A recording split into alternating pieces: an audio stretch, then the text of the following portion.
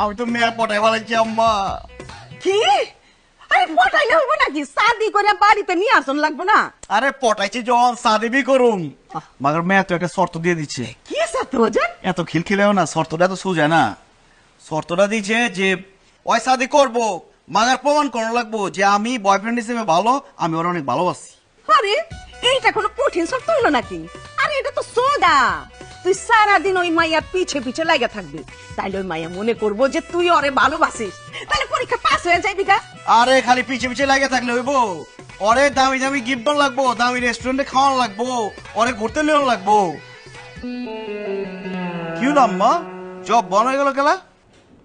না বাজান, সত্য তো একটু কঠিনই মনে হইতেছে। কি কই যাচ্ছ আম্মা? তাহলে কি আমার শাদি হইব না, আমার বউ হইব না, আমার পোলা পার হইব না, তোমার দাদি দাদি করে ডাকবো না? হইব না মানে? আলবত হইব। তোর শাদি বি হইব, তুই রেস্টুরেন্টও খাইবি, গিফটও দিবি। তোমার জামাইকে দিব টাকা? ওই দিব, ঘরে দিব। আর তোর বাপে যদি না দেয় না, কিডনি বেচা তোর প্রেম আমি টিকায় রাখবো। এইটা হলো আমার মা, এত দিন একটা কথা বুঝছো? আমার বাহার বলা